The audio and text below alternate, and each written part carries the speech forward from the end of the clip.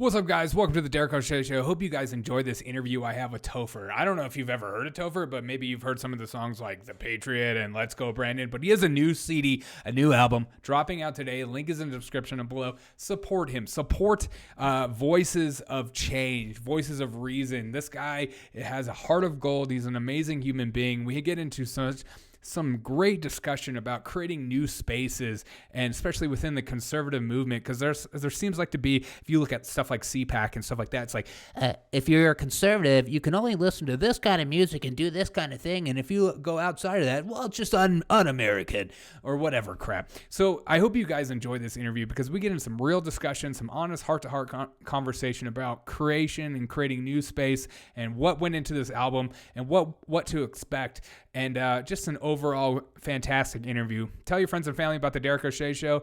Support me. You go to buymeacoffee.com/Derek O'Shea Show. I'd greatly appreciate it. Link is in the description below. Let's get into the interview. Have a freaking fantastic day. I love you. Bye. Welcome to the revolution.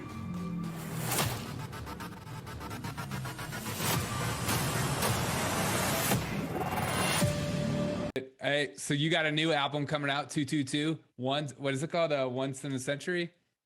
No, it's called 222. Okay, I thought I saw. Once in a century is just a tagline. Oh, all right. Yeah. So talk to me about that. What's this new album going to be like? Is it still kind of like very heavy on the political side, or is it a new Topher? What are we looking at? So you get a mixture almost, because the initial direction for the album was going to be a little bit more just Topher oriented. Okay. Like a little bit about, more about my background and more lighthearted, because it was supposed to drop on my birthday, right? Yeah. So I wanted something that you can just enjoy. But after my lyrics got banned from, what was it, genius.com, my Let's Go Brandon lyrics got banned. Like, I didn't know you could ban lyrics. That's so dumb. But they banned my lyrics. So Yeah. I was like, nope. I guess I'm not done fighting the machine yet. So let's get back to it. So Okay. it changed the trajectory of the album. So that's why you're here, like the first song and maybe Tel Aviv, that's kind of like more vibey and chillish, but the rest of them just coming for your throat. Okay. All right. Yep. So there's a little anger behind this album.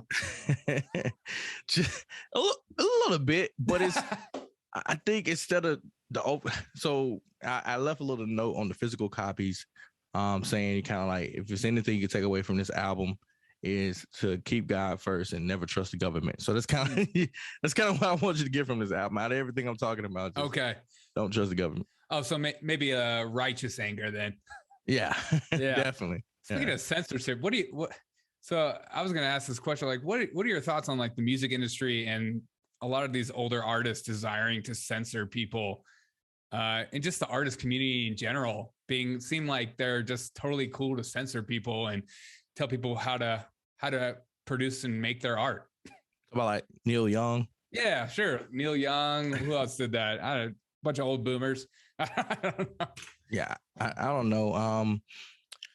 I think we always go through that cycle almost. It's just where someone thinks that someone shouldn't be allowed to do a certain thing on a certain platform. Okay. And I'm not saying they're indicative, but I will say that it means nothing when you're at the lowest of your career.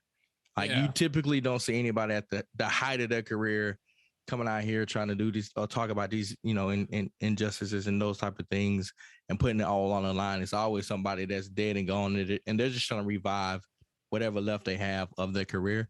So people like Neil Young is like, nobody cares, bro. Like, I saw Apple, as soon as he got removed from Spotify, now he's like featured in a banner on Apple Music now, just up there's like, no one knew who are you?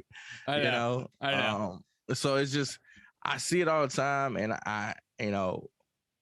I'm not saying that there's no truth to what some of the older, veteran musician or artists have to say about the current industry. Yeah. But if you're not going to give a fair evaluation and make that a blanket statement for everybody, including us conservative artists, and fighting for that freedom, whatever, then I don't really care. Because to me, you just like say you're assimilating and you're just doing the same thing that we feel like we're facing every day anyway. So true, man. So this new album, very exciting. if you were to encapsulate this album into one word, what would it be? Uh, man, groundbreaking. Groundbreaking. Ooh, that's got a lot of weight to it. I would say groundbreaking. What's going to be groundbreaking, you think, about it? I believe so. Not only do I have a few features on it that people never heard of, so I'm breaking artists. So I feel like I'm breaking a lot of stuff. Love it. Like I'm breaking artists that you never heard of that, that are willing to work with other conservative artists and they're super talented. I'm breaking barriers by having a Billboard charting album, prayerfully, and Come on. Breaking barriers in Mississippi when it comes to the sales of independent artists around the world and specifically in my state, and breaking expectations for conservative artists' music. So I feel like when people say, "Hey, have you heard this person, Republican conservative rapper," and people automatically think it's just lame and the production is whack. 100%. They really do. It's like 100%. 100%. They don't expect us. They really don't. So with this album, I made sure to bring some stuff that, you cannot deny the talent of either artist on this album nor mine, and you can't doubt that our stuff could not be on the radio and play along somebody else. So it's definitely next level compared to No Apology. So that's why I call it groundbreaking. That's awesome. I like that. Yeah, I totally understand what you mean by that, because honestly, like when I think of like political rap, Christian rap too, you throw them in, and like conservative, it just the beats seem lame, the lyrics seem weightless. They don't seem like they hold anything. I don't feel like people are being real and authentic. So like, I love that this new wave of artists, these conservative, especially when you think conservative, you think, which I've always hated, oh, it's going to be country. It's got to be. We're going to only have country because it's God's music, and it's a republic. It's just, I hate country, and so that's why I never fit into the bubble of most conservative Republicans that are just like, hey, you should come down to so and so's political event, and I'm like, who's playing? Absolutely, I'm not going to that. Like, I don't care about country. Have you faced like any like backlash when it comes to like coming out as kind of like a conservative hip hop artist? With like a lot of conservatives, it just seems like all they listen to is country, or at least the mainstream idea of it. Well, that's because once again, it's another image that they're portraying. Yeah. Right. Which is crazy because the only true art that we actually created in America was blues and jazz. So I don't know why we're making country like the forefront. And then you can say hip hop, because hip hop was started literally, rhythm and poetry, rhyming over the beat and stuff was started up in, New York. So I don't know what, this is my thing. And I'm hoping, I don't mind, stirring the pot a little bit, but you cannot tell me that you're serious about changing culture when you're not acknowledging that hip hop is what's running culture musically right now. So you trying to bring in country artists and uplift them, or rock artists, when they're not the ones that kids are dancing to on TikTok. Yeah. Because ultimately we're trying to reach the next generation. Like a lot of us are stuck in our ways, not going to change. Yeah. So we're not trying to reach 60, 50-year-olds. It's just not what we're trying to do. We're trying to reach the 20-year-olds, the 30-year-olds, the teenagers. So if you know this, then why aren't you uplifting Billboard art? Like, I'm not saying you got to lift specifically me up or Bryce or whatever. I'm just saying how much of a blessing it is to have number one Billboard artists that agree and share your message. Yeah. And so you got to be a fool to not want to work with those artists because the talent is there. You know what I'm saying? No, I totally understand what you're saying, man. Like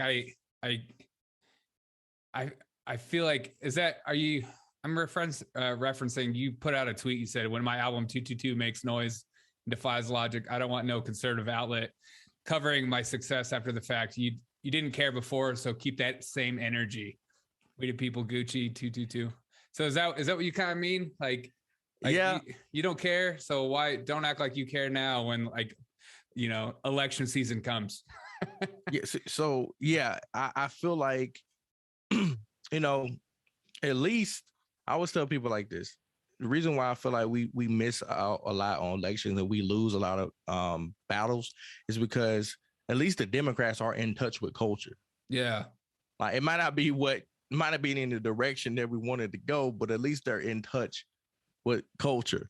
Yeah. I feel like conservatives, and especially ones with the big organization, I'm not talking like individuals or grassroots groups, but I'm talking like the main organization. It's like they're so out of touch with culture. This is why you'll never see. I mean, think about it. And when we was having this conversation, and when people say they don't want to be like Candace, or Candace sold out, or she's trying to be white, I understand because I'm Black. I grew up in it. That's all we talked about. So I know what they mean. Okay. What they mean is conservatives are not pushing people that, because most Black people don't have straight hair. Okay. Yeah. You know what I'm saying? We got curly hair. Yeah. They're not pushing curly haired Black women to the front. Yeah. Okay. They're not pushing Black men who have tattoos everywhere or certain look and dress. It's like they're only pushing the clean cut people. It's not nothing against them, right? That's I want people to know. It's not a knock. I mean, if that's your look, that's your look. Right, right. But to the average Black person, when they look up, if they don't see that, then they assume they're not welcome. They're not invited. And it's just a repeat of what they already been facing. Wow. So that's why I tell people it's not important that, sure, the message is there, but what's more important is I guess to get to the point where I'm asking, is this just a coincidence that we don't see it, or is it by design and you're not telling us and we're being duped? Because there's no way, and I talked about it, Turning Point USA. I mean, of all the work I've done, I've never been invited as an ambassador. Nobody's ever reached out, ever, just nothing. Which I'm not saying they have to, but I'm just saying, like, let's be real. And nobody really, understandably, especially on TikTok and everything, nobody was working as hard as me. Right, and, right. And I 100%. Inspired a lot of different people. And when they did their first big, I'll call Super Bowl convention back, America Fest, whatever, back in December, they only had white country artists. Right. That's what I'm saying. Yeah, I totally understand that feeling. They didn't even have a Black, like they could have had, Coffee Anderson, what I'm saying, Mr. Red, White, and Blue or something. Yeah. But they only have white country artists who are completely out of touch with culture. Right. And when I talked to people who was there, they said it was boring. Like none of the kids and teenagers there knew who these people were or cared. Right. So it's like, why aren't you going with the guys who's been on the ground, who's making the music that they actually listen to? Yes. And bring them out to the stage. So it's like, that's why I find a disconnect. And nobody has reached out for the next event, right? Nobody's like, okay, we're going to get you for the next event. I'm just saying, at some point, I got to call a spade a spade. Yeah. And say, all right, guys, you say you're not this, but it's very clear this. If I'm not saying you have to, but just don't tell me what you're trying to do when clearly you fail at this. Y'all are too intelligent. That's what I'm saying. They are too intelligent to not see this and not do anything about it. So that's why I feel like it's intentional. But I digress. Yeah, man. I mean, you have like a #1 hit song. People celebrate it everywhere. You get invited on like Fox News and stuff like that to talk about it. You get invited on huge podcasts like myself. I'm just kidding. But like, absolutely. I mean, you're everywhere. And so it would make sense to invite an artist like you. And I can understand that, man.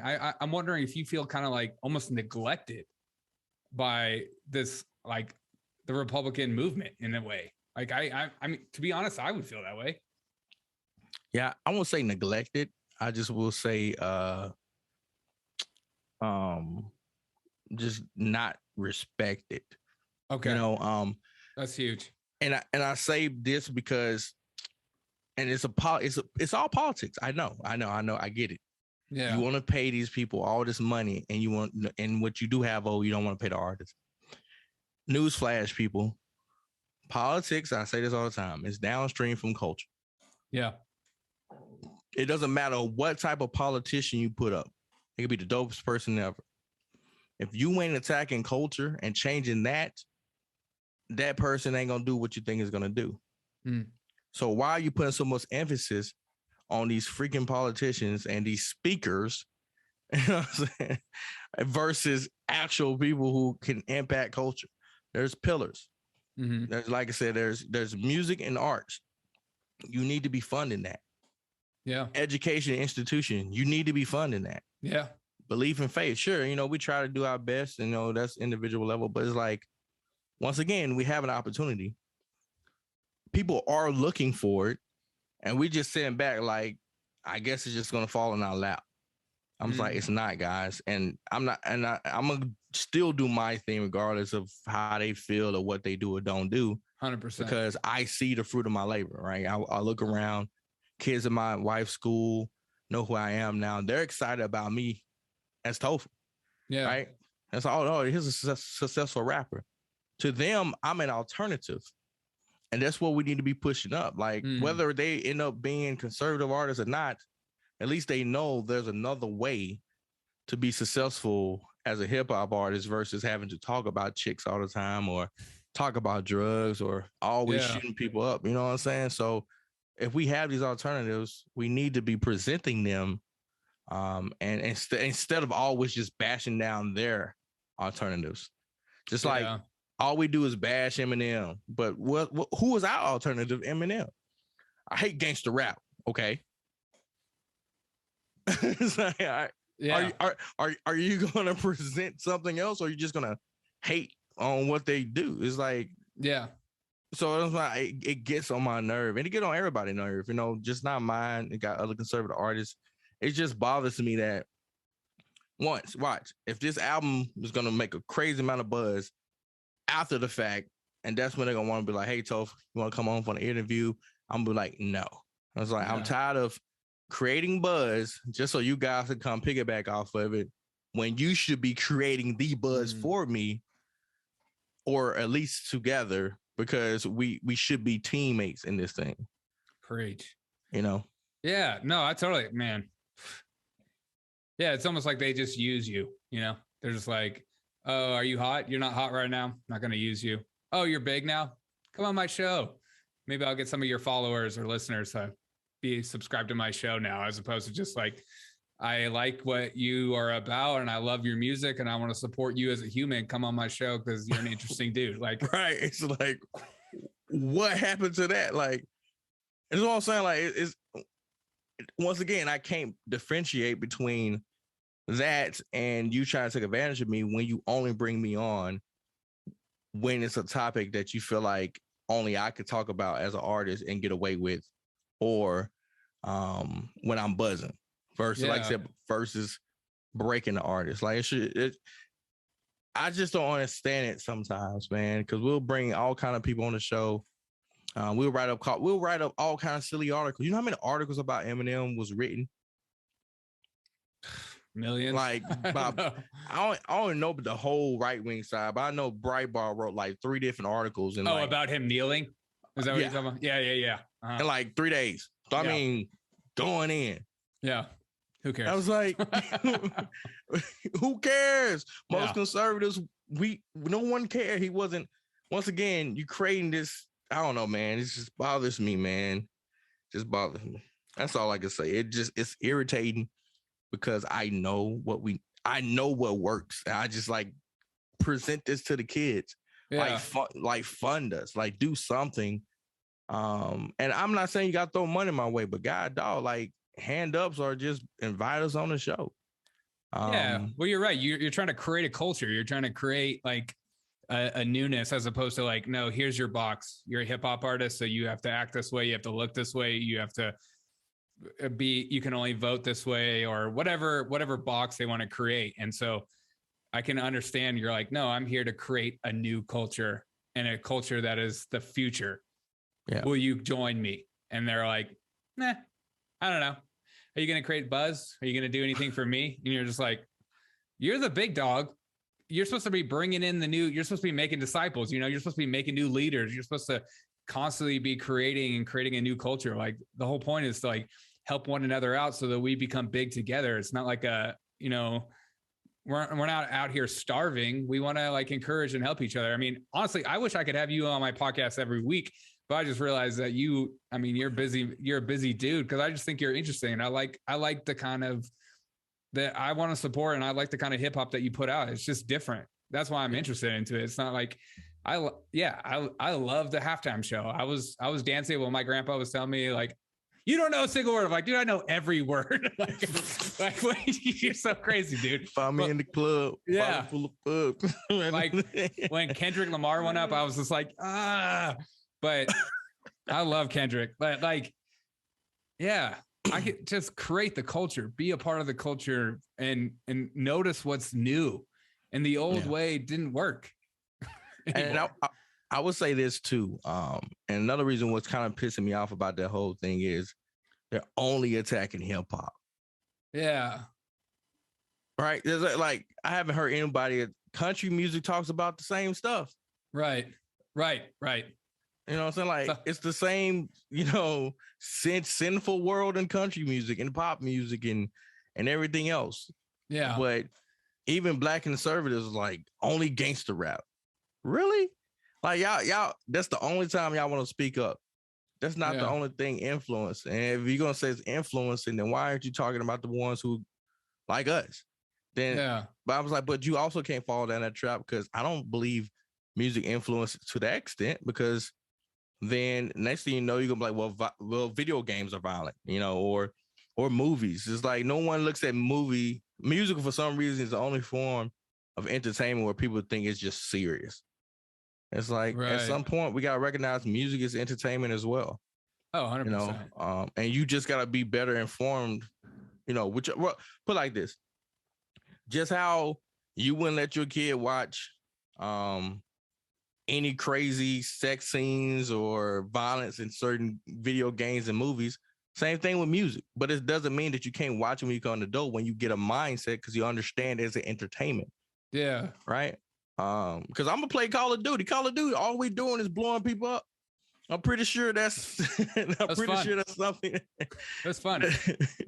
I'm fine with that. And there's a whole generation of people that grew up on gangster rap, like NWA and all those folks that are not out shooting people. That's me. My first album was Jay-Z, Hard Knock Life. I grew up on hip hop mainly because my mom said, yeah, I don't want you listening to that. And I was like, oh, you don't want me to listen to it? I'm going to listen to it. You were one of those kids? Yeah. Oh my God. Yeah. Yeah. No, I had a broken home. So I chose, I did whatever my parents told me not to do. How do you fight that too? Like as a parent, as somebody who wants to change culture and be more positive or just have a different message. How do you change the kids like me who are just like want the bad boys or like want the gangster rap? So like it makes us feel like we're something we're not, or like we're being dangerous or whatever. I don't know. I think it's a good balance because sometimes we don't discuss those topics. The reason why people go to other people about sex is because our parents don't want to talk to us about sex. Okay. Yeah. You know what I'm saying? So it's like, even with Christian hip hop, like Christian hip hop, there's some taboo topics that's not going to be talked about. Yeah.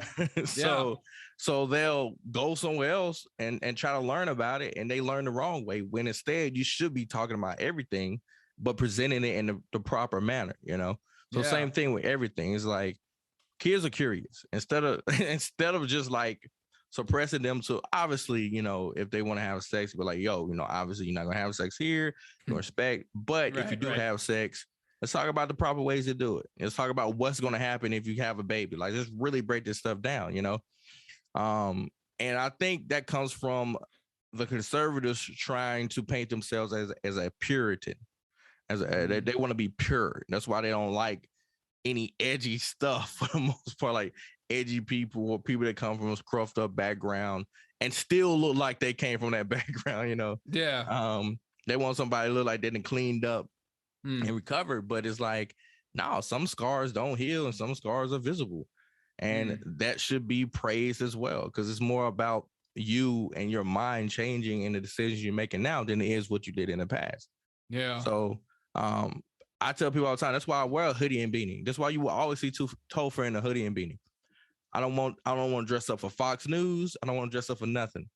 Because if I dress up, then the kids watch it, and I know this. Yeah. Like you probably did back in the day, because I'm pretty sure you wore hoodies and you were just as stylish and gangster. I'll be honest, I was wearing FUBU and Echo back in the day. Like, I'm just being real. with the wave cap and everything. I didn't go that far. But my mom was like, "What's this Echo stuff?" And I used to skate and wear Echo. It's a long story, but yeah, keep going. So even then, it's like if a kid look at that and then say, "Well, the only way I can be on TV is if I dress like that dude, but I don't like that type of style." Yeah. It's like, no, like you can be yourself. Like people should respect my mind and who I am, regardless of how I present myself to a certain extent. Obviously, if it's just completely, disregarded, I say that. Right. But if I'm just still clean cut, I would say clean cut as in like clean and presentable, but I got tattoos or hoodie, whatever, I should still be able to sit next to Ben Carson or somebody else and still be respected on that caliber. Wow. It shouldn't matter what clothes I put on. Yeah. You know what I'm saying? Like it's 2022. Yeah. Some of the biggest people robbing us and putting us in this prison that we have are the people that are dressed up in suits. Yeah. So it's like there's a bunch of bad guys in suits too. So I don't understand. Oh my God, tons of bad guys in suits. Let's be real. So yeah. Wait, so you're saying you can be a conservative and not have to wear a suit with a flag pin on the side? Got to wear the flag pin, I always see that. I'm always just like, okay, what? I mean, is this like the conservative swag box, like some kind of flag handkerchief, or it's so silly. I just can't get with that culture. So I like people like you. Just be yourself, and that's why I respect. That's why I respect you, man. That's why I respect your music and what you have going on. I don't feel like you're trying to be something you're not and stuff like that. With your new album coming out, man, you had so much freaking success of the last album. How much pressure did you feel to like replicate that success for this album? I just can imagine just going into the studio, just like, I better be making some bangers. I don't like that is. And I think like I'm excited for this new album. I'm excited for you, man. But what was that like for you coming from that success and creating something new? Because a lot of people don't understand the kind of pressure you feel to create and make something new and put a baby out there and say, do you think it's adorable? Do you love it or do you hate it? Like, are you going to adopt it? Like people don't understand that. So walk us through that, man. Oh, it was kind of nervous in the beginning, man, especially when you have a #1 Billboard song on the last album, right? So like the Patriot to this day is still doing crazy numbers. So it's tough because I know people are expecting something on that caliber. Okay. But I felt like my audience is so close to me that we've grown together. So I'm able to explore and grow. And that's one thing I love about my audience. I call them We the People, the Patriots. Because we understand that we're sensible to that degree. So I really believed that they're gonna rock with my new stuff, even if I'm exploring. Because I got a song that's like Hebrew, Spanish, which is right. It's not English, and it's not crazy. It's not patriotic at all. It's just a good song and about having fun, And they're not gonna throw me under the bus because I didn't talk about Trump or somebody else in this song. It's like, bro, we gotta have just music, man. I'm an artist, and I try to remind people I'm not just a rapper, I'm an artist. Yeah. So I like to create art, and I like to feature people. I like to do different things, and so I just believe that knowing that I was a little bit more confident when I got started writing, and then I guess my mind went from, instead of trying to have a hit, just raise the bar with every song. I felt like I did. And matter of fact, I think I got a couple breakout songs like Olympus Has Fallen, Uprising. Mm-hmm. People love Uprising, and I'm probably have a couple more ones in the chamber from there, man. So I just think the overall presentation. I focus on the small things. Like last time I had sleeve CDs, but this time I got a jewel case. Okay. And so I designed everything from the back to the front, the inside. Cool. Actual design on the CD and all that stuff. I was able to give full credits. Like the last album, I didn't really have anybody. I didn't have nothing on there, but the artists. But this time, I was able to give credit to producers, engineers. I even wrote a little note to my supporters. So I just felt like focusing on those tiny details, being able to have a pre-order, and all that stuff it helped me gain more confidence in the success of this project. Dude, so excited. So when you're creating a new album, how do you know when you're done with a song or the album? With this one, I had to be done. Okay. With this one specific, so this one is just a unique album. It's not so much a whole concept album, but it's just like, here's a really good gift for you guys that I'm dropping gems on. That's the aquamarine gem. And I just wanted you guys to have something, my gift to you on my birthday, right? Yeah. That's kind of the idea behind this. And the 8 songs comes from 2 times 2 times 2. So if you're wondering. Gotcha. So I wanted to keep the symbolism going throughout the album. And that's why I end up with 8 tracks. Plus, I think all 8 are new except for Olympus Has Fallen. So I was like, hey, you get 7 new tracks. And some people like, I could have made it longer by throwing on some of the other songs that I don't have on projects like King James, Squid Games, Not Guilty, and all that. But I was like, I wasn't trying to do that. I was just trying to give, you know what I'm saying? Like, yeah, I feel like those was of the time songs. Like at that moment, they was hot. Yeah. They're not going to be hot forever type thing. So I was like, so that's why on this one, I feel like these songs, because I even have a song called Shadows with Demitri Medina, and he's singing kill the hook and everything. But the song is not a political song. It's just really about a feeling and situation we all face when we talk about politics or we talk about beliefs. And the song's about living in the shadows, because you're afraid of ruining that friendship or that relationship you have, because that person may believe something opposite of what you believe. Mm-hmm. And so you kind of battling with, should I say something or should I just keep it to myself? Yeah. So like I said, so that's a feeling you're always going to have. So with this song, I feel like I got a lot more timeless tracks versus just specific tracks for those specific moments. That's awesome. I like that. That's cool, man. Yeah, I listened to that new Uprising. I really like that. I like your verse on it. I like what you're putting down. I think you're getting better. I mean, I honestly do. I love your music. I think is going further up, and I think it's a lot of artists sometimes when they get too much success, it's almost like they just keep going back to the same old crap over and over again. And I think it's cool to see you grow and see you continue to try new things and create new music. It's not, you're not like Trump rapper or whatever, the MAGA rapper or whatever. MAGA rap. Yeah, like you're Topher. Like you're growing as an artist. I think that's sick. Do you get annoyed if people try to label you as like a MAGA rapper or something? I don't. So people gonna call me what they want to call me. Okay. Yeah, so that's why. Sure. So I don't really get caught up in it, but I do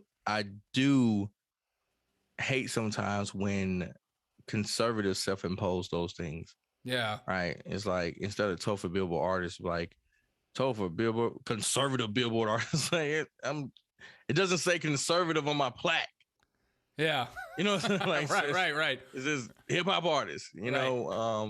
If I want to compete and be conservative, I would have done it under conservative genres, but we don't have conservative genres. So it's like, that's my only thing. Is like, you don't have to tell the world I'm conservative.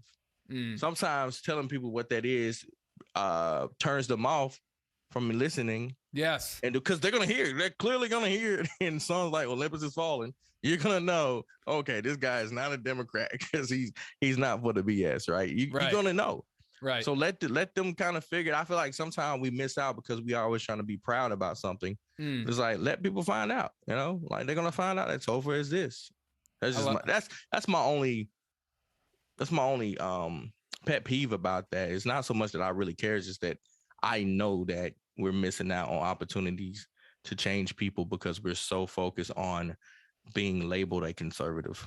Oh my God. Yeah, seriously. Yeah, that's literally why my podcast, I just put it anti-fringe podcast. And I'm conservative, I'm libertarian, I have a little anarchy in me. Like, I'm all over the place. Don't put me in a box because I just think I'm gonna say something that's gonna make you angry. So don't call me like a Trump supporter. Don't call me this. Like, I support ideas and values, and I look for those, and I try to look for the truth in everything. I think, yeah, conservatives and liberals, they both they feel more comfortable in if they can put you in a box, because then they feel like they know who you are, and they can't just like see you as a human being in a sense, because we're all changing, we're evolving, we're growing, and sometimes what I believe yesterday, I don't believe tomorrow. So that's like, that's such a weird thought in today's culture of like, you're not allowed to change. Yeah. Yeah, you're allowed to change. And yeah, you say stupid stuff sometimes. So or they'd be like, free thinking. And then when you don't agree with what one conservative did, it's like, you're not a real conservative. Yes. Oh my gosh. I'd be like, what?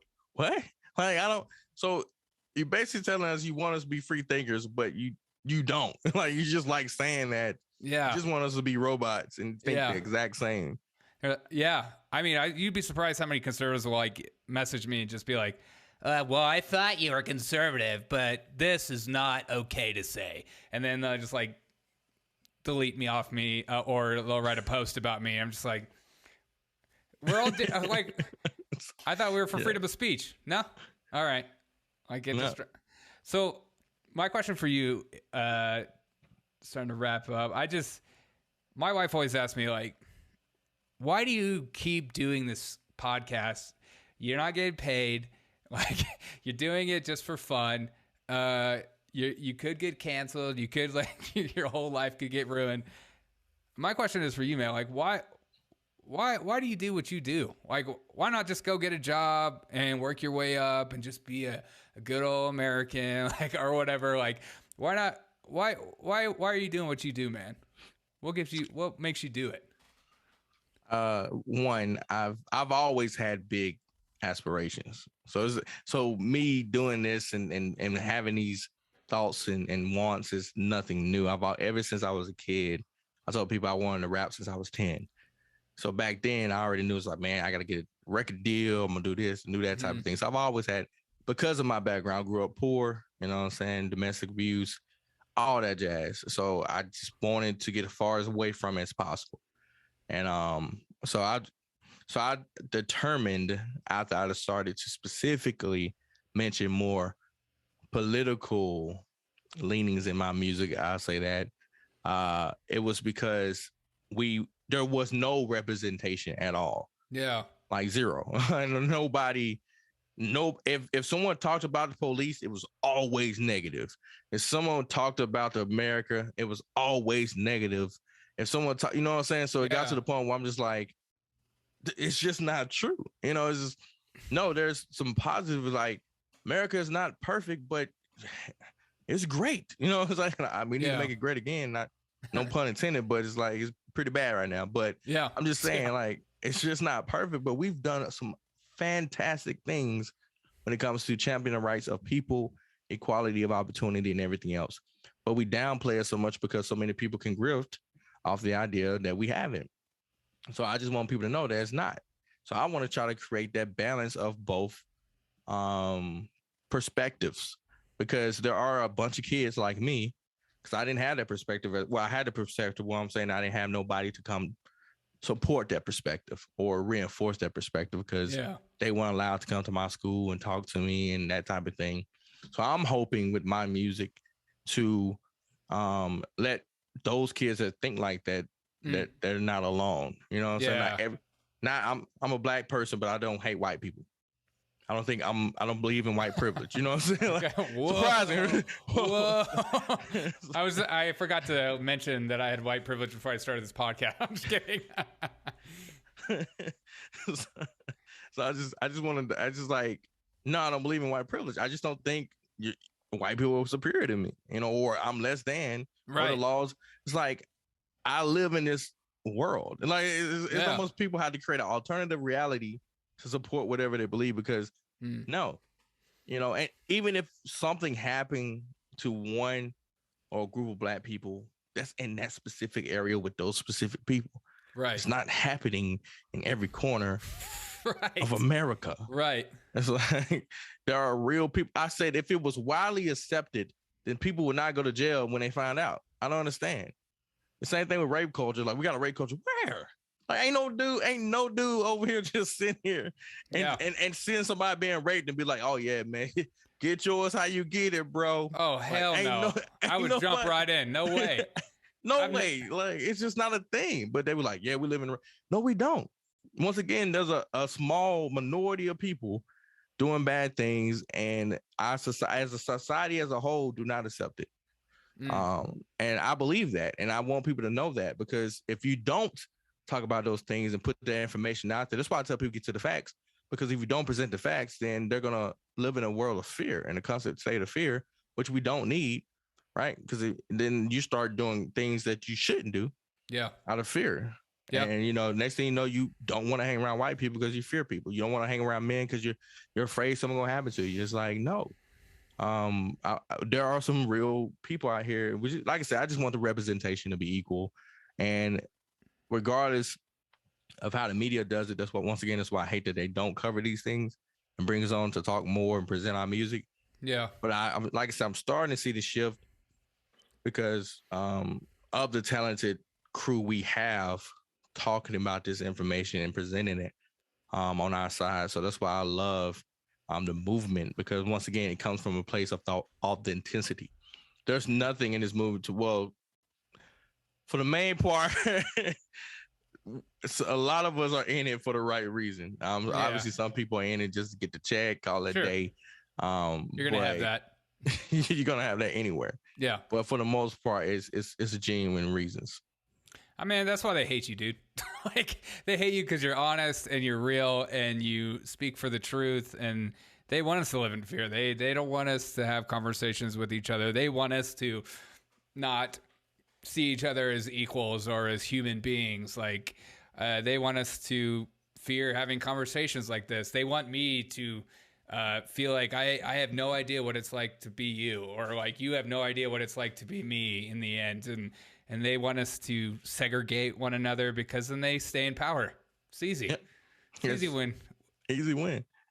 When you and I are having these conversations, and like, we're not talking about some ridiculous psychotic thing that has been pushed down by like higher education, and we're just talking like normal human beings, they hate that. They hate that crap.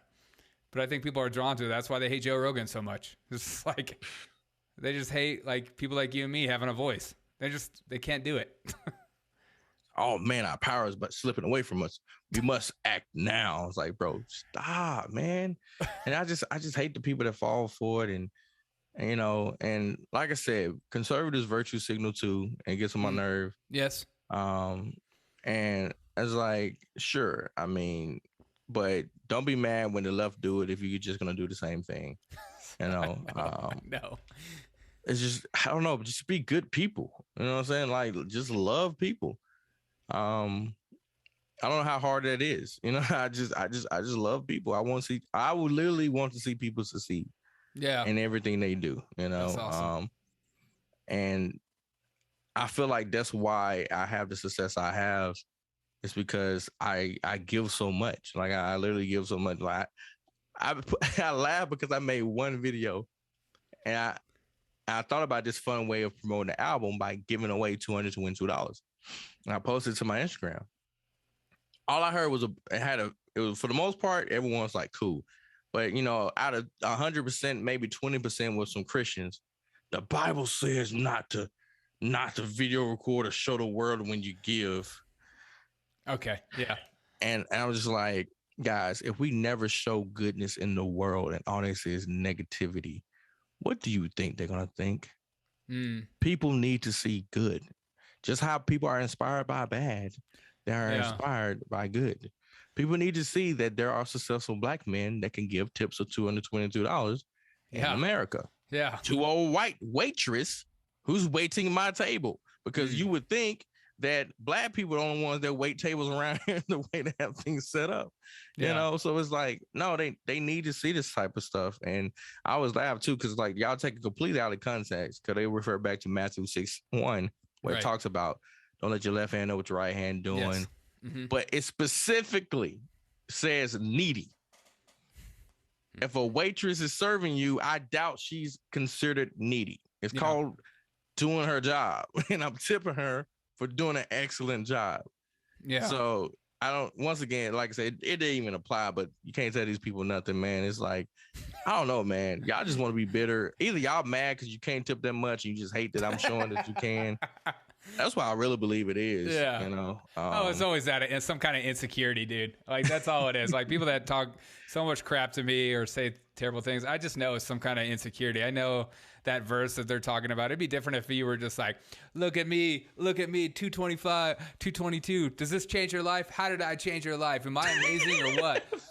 I'm out here just giving $222 to everyone because I'm amazing. Praise me. Get on your knees and I'll give you this too. Like, that'd be like totally different. Like, but you're just like, here, I'm gonna bless you with this. And you're right. I could see like a small-minded Christian would be like, excuse me, but like when you explain it like that and you're just like, I know I'm here to change culture, and you're right, because all we do is see is negative videos, especially like as a black man. Like all I see is like either police brutality videos or destruction in the major cities of America, or it's not as many like like giving money to a waitress. Like, you don't see that. So I think, like, at least I don't see it. Like, I don't know what feed I'm missing out on, but like when I saw that video of you doing it, I thought like, wow, that's freaking awesome. What a way to bless somebody's life that maybe didn't deserve it or did deserve it either, or so cool, man. Like, I love that idea of changing culture, and I think that's probably another reason why you're not invited to these TPS USA things and stuff like that, because you're creating a new culture. And they're afraid of that, because then that means they have to give up whatever security they have in that culture. And that's why, like, that's why I feel like I'm such a niche podcast too. Like, I just don't, like, I'm trying to create like a culture of like seeing the news through a humanistic view. Like, that's such a weird thing where we're just so constantly just making fun of people for people, and I'm just getting so bored of it. So yeah, sure. I love what you're doing, dude. Keep being you, keep doing you. And I appreciate you for coming on my podcast, because like, I think it's cool that you're practicing what you're preaching. You said, you know, any conservative podcast want to put me on. I don't know if they did or whatever, but like, I reached out because I'm like, I don't know. You was the only one. So oh man. Well, I'm saying that not because that's why I did this one. I was gonna do anybody, but I'm also showing you the reality I face too. It's like, no one wants to talk about this stuff. No one wants to assist. So well, my dude, I do. I want to have this I always want to have this conversation with you, and I always because I'm the same boat. Like, I constantly send out DMs to so many people. I'm like, hey, I would love to have you on. I'd love to have a conversation with you. No response. And so like, you responding to me and practicing what you're preaching is so refreshing. And I think your fans and people like me who just like you as a human being, like, appreciate that and are drawn to that, because you're real. You're not like some BS clout chasing grifter, you know. Like, I appreciate that about you, man. Yeah, man. If your mission is to change culture, you can never neglect what reach somebody may have. Wow. But if your mission is to make a profit, then sure, I could be like, how many followers you got? No, exactly. How many people listen to your podcast? I'm gonna go do something else, you know. So I feel like that's why. Like, I don't know who's gonna watch. You know, whether I change 12, 10 people, you know, I'm just talking. It doesn't hurt. It does all. And maybe one day I will get to the point where I'm just super busy, and in order to take advantage of my time, I just only do, you know, bigger podcasts, whatever. But I don't know, man. I feel like I don't know if I ever get to that point. You know what I'm saying? Like, I just feel like I would just always do smaller podcasts if they're dope people and I got time, you know? I appreciate that. That's cool. I like that, dude. Yeah, and when I become the next Joe Rogan, I'll still invite you on. Just kidding. And it's like, who's this Topher guy, man? You know, No, it'd be the opposite. Like, who's this other dude? All right. Well, I appreciate you, dude. I guess we could just end it there. But I appreciate you.